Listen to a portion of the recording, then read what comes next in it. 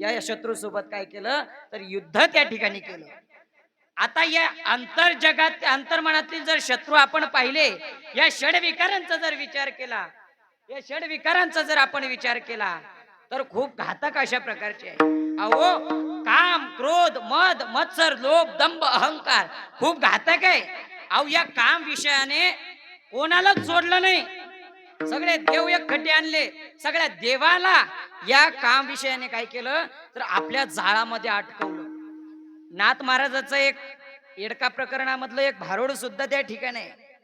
येडका मदन मदन तो केवळ पंचानन, मदन मदन तो केवळ पंचानन,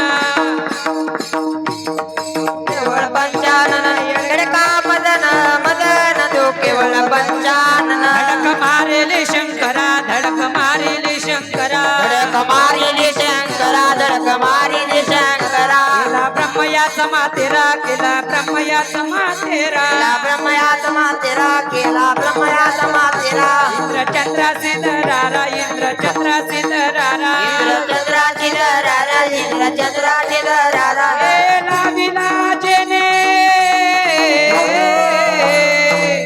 येडका मदन मदन तो केवळ पंचानन, येडका मदन मदन तो केवळ पंचानन, येडका मदन मदन तू केवळ पंचानन. येडका मदन मदन तू केवळ पंचानन, केवळ पंचानन. येडका मदन तो केवळ पंचानन. अहो, या काम विषयाने चांगल्या चांगल्याला आपल्या जाळ्यात अटकवलं. भगवान शिवशंकराला अटकवलं. इंद्र चंद्र ब्रह्मदेव 10 जणांची यादी आलेली. इंद्र चंद्र शंकर भगवान ब्रह्मदेव रावण दुर्योधन विश्वामित्र अशी भरपूर त्या ठिकाणी अशांना सुद्धा त्या काम विषयाने काय केलं आपल्या जाळ्यात यांना अटकवलं. पण संत महात्म्यांनी अशाही एवढा घातक असणारा हा काम विषय, हे घातक असणारे सगळे षडविकार यांच्या सोबत काय केलं तर त्या ठिकाणी युद्ध केलं आणि युद्ध करून आपल्या स्वतःवर काय केला तर त्या ठिकाणी विजय त्या ठिकाणी प्राप्त करून घेतला. विठ्ठल विठ्ठल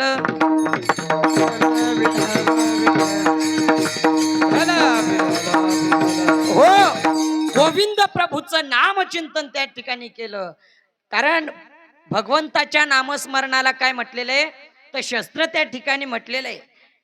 ज्ञानोबरायांचा हरिपाठ पा, ज्ञानदेवी मंत्र हरिनामाचे शस्त्र यमे कुळ गोत्र वर्जिले. असं एक भगवंताचं नामस्मरण. ते आसनावर बसले तरी गोविंदाचं प्रभू रामचंद्राचं चिंतनच करतात. पुढे जाऊन सांगू का, ते झोपेत जरी असले तरी नामचिंतन त्या ठिकाणी करतात. एक दृष्टांत मी सुद्धा सांगेल. एवढंच नाही, संत ज्या रस्त्याने जाता ती माती सुद्धा त्या ठिकाणी विठ्ठल विठ्ठल म्हणते. एकदा भगवान श्रीकृष्ण आणि उद्धवजी असे एका ठिकाणी बसलेले होते. आणि बसल्याच्या नंतर श्रीकृष्ण ते उद्धवाला म्हणू लागले, ए उद्धवा, जरा चाल म्हणे आपण पांडवाकडे जाऊन येऊ. कोणाकडे आजी? जावयाकडं.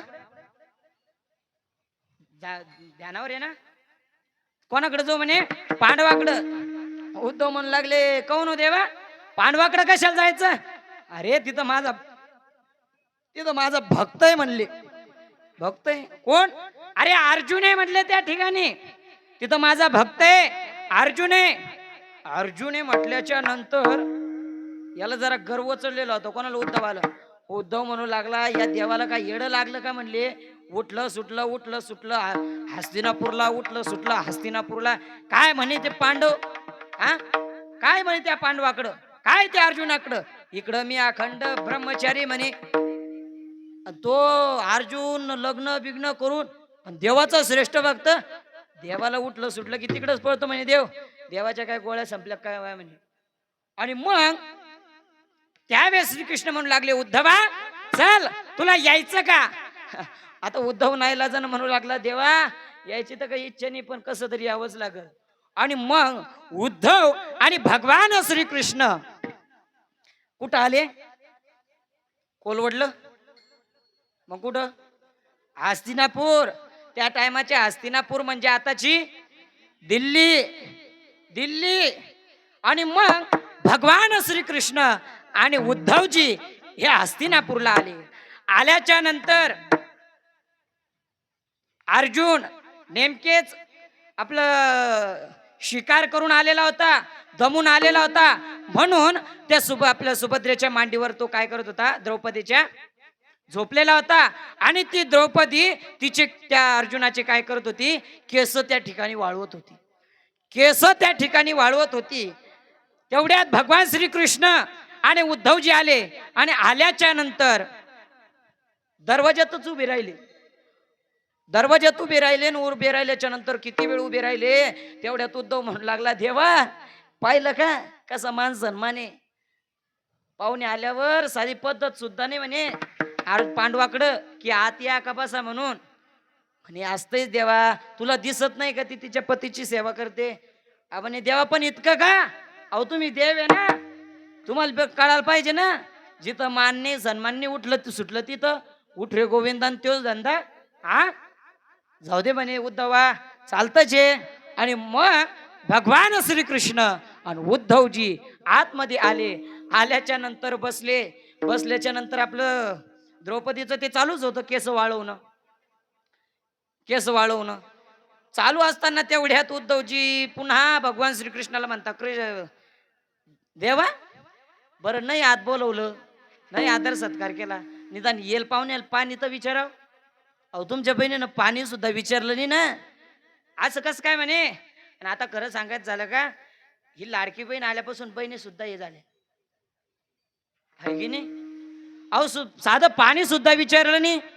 आणि मग भगवान श्रीकृष्ण द्रौपदीला म्हणू लागले, अगं द्रौपदी आम्ही खूप थकून आले म्हटले, थोडस पाणी दे ना. त्यावेळेस द्रौपदी म्हणू लागली, देवा तुला कळती का नाही, मी माझ्या पतिदेवाची सेवा करते, केस वाळवते, त्या तिथं रांजण आहे, तिच्यावर पेलाय आपलं लोट आहे, ते घ्या पाणी प्या, तुम्ही प्या, मला एक गिल्लच घेऊन या. असं म्हटल्यावर उद्धव असा आईस्क्रीम सारखा थंडागार झाला. वारे वा म्हणे, देवान देवाची बहीण, देवाला बी असंच पाहिजे म्हणे. आणि मग असं सगळं झाल्याच्या नंतर दोघं भगवान श्रीकृष्ण रांजणाजवळ गेले. तर रांजणात पाणी नव्हतं. रांजणात पाणी नव्हतं. भगवान श्रीकृष्ण म्हणू लागले, ए द्रौपदी अगं त्या रांजणात पाणी नाही म्हटले. अरे हा देवा, मला ध्यानच नाही म्हटले त्यात पाणी टाकायचं. आणि आता तर घरातलं पाणी सुद्धा संपलं. पाणी सुद्धा संपलं म्हटल्याच्या नंतर मग द्रौपदी म्हणू लागली, देवा एक काम करता का म्हटले. म्हणे काय? तू काय कर, तू माझ्या ठिकाणी बैस आणि मी पाणी घेऊन येते म्हणे आपल्याला प्यायला. तू काय कर तोपर्यंत, मी येईपर्यंत ह्या अर्जुनाचे माझ्या देवाचे काय कर, पती देवाचे केस वाळव. आता तो देव तो बसला आणि बसल्याच्या नंतर त्या ठिकाणी तो केस त्या ठिकाणी वाळवू लागला. कोणाचे? कोणाचे? अर्जुनाचे. अर्जुनाचे केस त्या ठिकाणी वाळवू लागला. पाहता पाहता खूप उशीर झाला. उद्धव भगवान श्रीकृष्णाला म्हणू लागले, कर कृष्णा, अय कृष्णा पाटील, करे भाऊ असं कर, राहतं गे उन्हाळ्याचे दिवस आहे, हा थकून सवरून आलो, पाणी नाही काही नाही, करे भाऊ कसं करा. हा कृष्णा म्हणू लागले, थांब उद्धवा जरा, येतच असन, काही केलं तर ती शेवटी बाईची जाते, एकदा का घराच्या बाहेर पडली ती लवकर येत नाही घरात, एखादी बाई भेटली की ती गप्पा मारत बसती. अरे पण तेव्हा इथं थंडा आपलं कोरडा थंड पडला माझा गळा. म्हणे असं करतो का, बरं एक काम कर म्हटले. मग उद्धवा तू काय कर, जसं मला द्रौपदीनं आता तिच्या जागेवर बसवलं ना, तसं मी द्रौपदीला शोधून आणतो म्हटले, तू आता इथं माझ्या जागेवर बेस. उद्धवानं जे डोक्याला हात मारला, म्हणे काय काय काय फरक पडला काय म्हणे. आणि मग नाही लाजानं त्या उद्धवाला त्या अर्जुनाचे डोकं आपल्या मांडीवर घ्यावं लागलं. आणि तो उद्धव त्या ठिकाणी त्या अर्जुनाचे काय करतोय, तर केस त्या ठिकाणी वाळवतोय. भगवान श्रीकृष्ण गेले द्रौपदीला बोलवायला. द्रौपदी सुद्धा आता बाहेर गेली. घरामध्ये फक्त हे दोघं, कोण? अर्जुन आणि त्या ठिकाणी तो उद्धव. उद्धवाचं काम चालूच आहे, केस वाळवणं. सज्जना हो, काही वेळानं त्या केसामधून, त्या अर्जुनाच्या केसामधून एक ध्वनी बाहेर पडू लागला. जय कृष्ण श्रीकृष्ण, जय कृष्ण श्रीकृष्ण, जय कृष्ण श्रीकृष्ण, असा ध्वनी बाहेर पडू लागला. उद्धवाच्या तो कानावर गेला. उद्धव म्हणू लागला, गड्या इथं तर कुठं दिंडी आली नाही, जागोजागी कुठं भजन चालू नाही, इथं तर आपण दोघच आहे, मग नेमकं जप चालू कुठे? हा आवाज येतो तरी कुठून? पुन्हा काही वेळाने जय कृष्ण श्रीकृष्ण, जय कृष्ण श्रीकृष्ण, असा आवाज त्याला त्या ठिकाणी येऊ लागला. पुन्हा काही वेळाने पुन्हा तसं जय कृष्ण श्रीकृष्ण, जय कृष्ण श्रीकृष्ण, असं करता करता इकडं तिकडं पाहिलं, इकडं तिकडं पाहिलं. शेवटी उद्धवाचं लक्ष अर्जुनाकडे गेलं आणि अर्जुनाचं लक्ष अर्जुनाकडे गेल्याच्या नंतर उद्धवाला कळालं की अरे हा आवाज, हा ध्वनी दुसरी तिसरीकडून न येता हा अर्जुनाच्या केसातूनच येतोय. पण अर्जुनाच्या केसातून कस काय? हा तर झोपेले, पण कस काय? पण नंतर त्या उद्धवाच्या लक्षात आलं की अरे देव जे म्हणत होता ते खरंय. देव जो इकडं सदा कदा जो चक्रा मारतो त्याचं हेच कारण अर्जुन हा सतत भगवंताचं काय करतोय तर नामस्मरण त्या ठिकाणी करतोय. सांगण्याचं तात्पर्य की संत महात्म्यांचं चिंतन हे आसनावर बसले तरी त्यांचं चिंतन, आता सांगितल्याप्रमाणे झोपेत असले तरी गोविंद प्रभूचं नामचिंतन. एवढंच नाही तर माऊली ज्ञानोबराय वर्णन करतात की तैसा हृदयामध्ये मी रामू, असता सर्व सुखाचा आरामू, की भ्रांतीसी क्रामू विषयावरी. म्हणून सांगण्याचं तात्पर्य तुकोबराय म्हणतात की अरे बाबांनो, असं त्या भगवंताचं नामचिंतन हे संत महात्मे करतात. मग का हो तुकोबराया, इथपर्यंत आम्हाला कळालं, पण तुकोबराया आतापर्यंत तुम्ही आम्हाला अंतर्लक्षण सांगितले, मग त्या संतांना ओळखण्याकरता, ते संत महात्मे आम्हाला ओळखता यावे याच्याकरता काहीतरी बाह्य लक्षण आम्हाला त्या ठिकाणी सांगा ना. बाह्य लक्षण त्या ठिकाणी सांगा ना.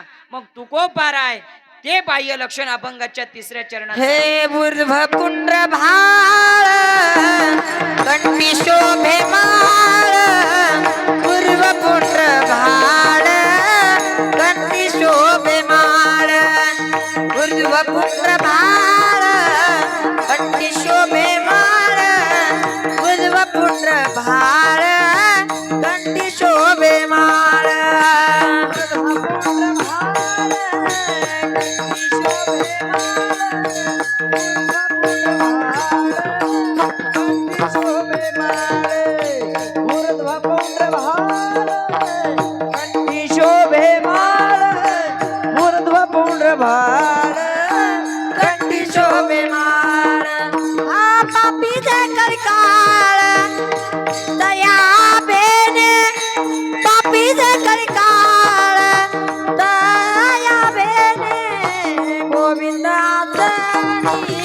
गोविंद शयानी गोविंद आसनी, गोविंद शयानी गोविंद आसनी, गोविंद शयानी गोविंद आसनी, गोविंद शयानी गोविंद आसनी, गोविंद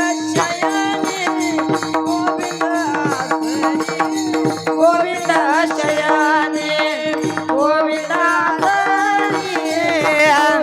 शयानी हे गोविंदासनी, गोविंद गोविंद शयनी. तुकोबराय अभंगाच्या 3ऱ्या चरणात त्या संतांचं बाह्य लक्षण सांगतात की ऊर्ध्व पुंड्र भाळ कंठी शोभे माळ, कापीजे कळी काळ तया भेने.